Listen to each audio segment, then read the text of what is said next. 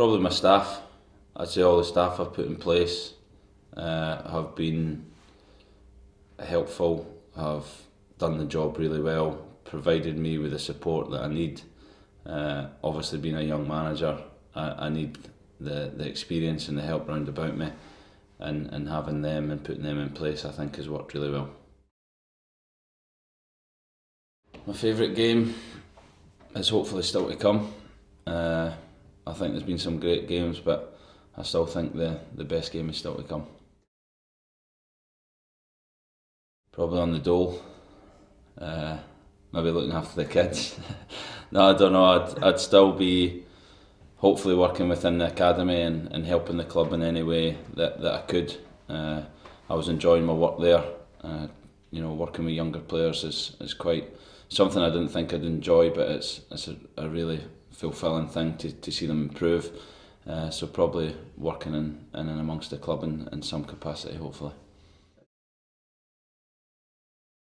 I wouldn't change anything and that's being totally honest. I wouldn't change anything.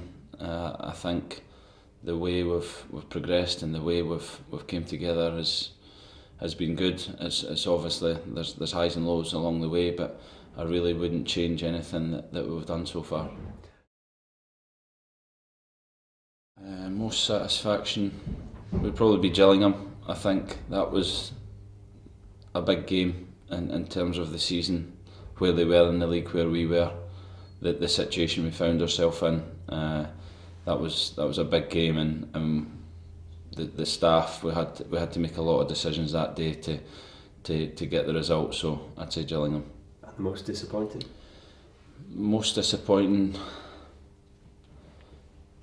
would be Burton at home for me. A game I felt we should have won. A game we played well in, and we really tried to win the game and put everything into winning the game, and ended up losing it, and it was a big disappointment that at the time. It's a hard one, there's been so many. Favourite away day?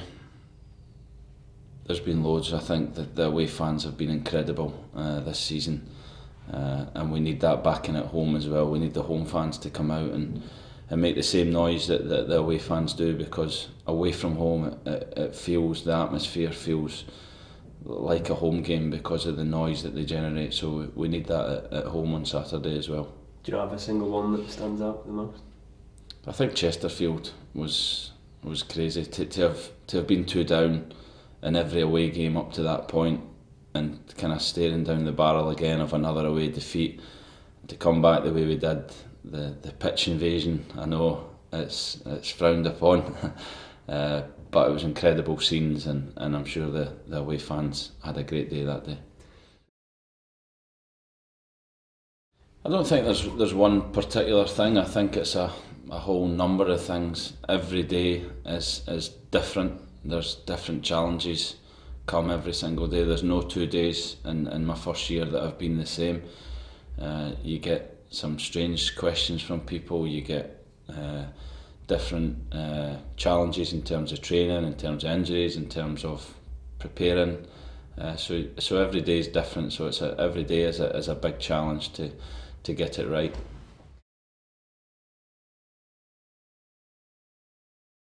Yeah, I do. It's pretty accurate there after a few days in charge, but yeah, it is. It's like I said, it is a consuming job. You are 24 hours a day. You're thinking about football. You go to bed thinking about it. You wake up thinking about it straight away. You wake up during the night sometimes and think about it. Thankfully, not too much this season because things have went well.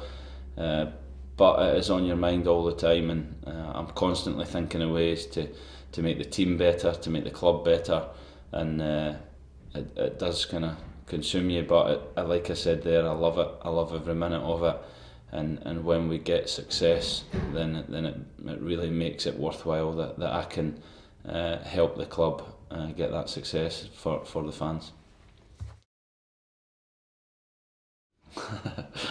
No, that was something that came, I think, in our great run back in, I don't know the year now, when we beat Liverpool away. I scored at Bolton, We beat Man United at home, we beat Arsenal away.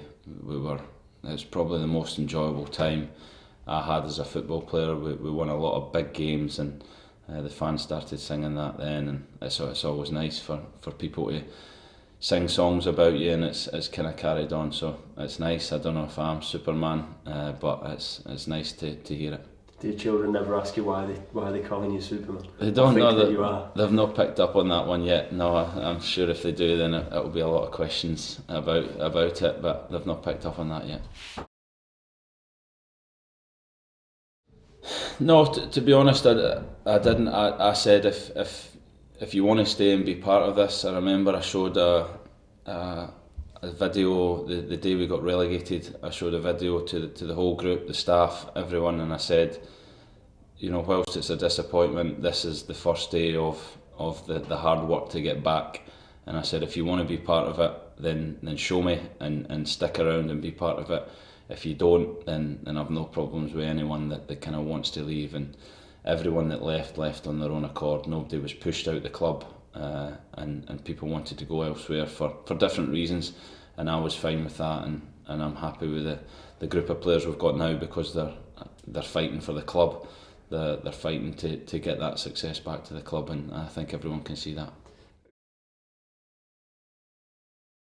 I think your experience in life determine what you do as you get older, and I think football's no different. I think throughout my career, I was always a ball playing centre back. I probably wasn't the best defender in the world, but I was okay on the ball, so I could pass the ball, and I always played in teams that were passing teams that played out from the back, and I felt it gave you success. I felt with Scotland, we played against a lot of teams that were better than us, and when you chased the ball for long periods, it was very difficult. And I think if you see the best teams over history, they are teams that control the game with the ball. So it was always something that I wanted to do. I've been fortunate. I've learned from a lot of managers over the years that have kind of shown me that way and helped me along that way. But that was something I wanted to do right from the start. I knew I could do it with the group last year, and I think we did that. And in the short time I had, we changed the style very quickly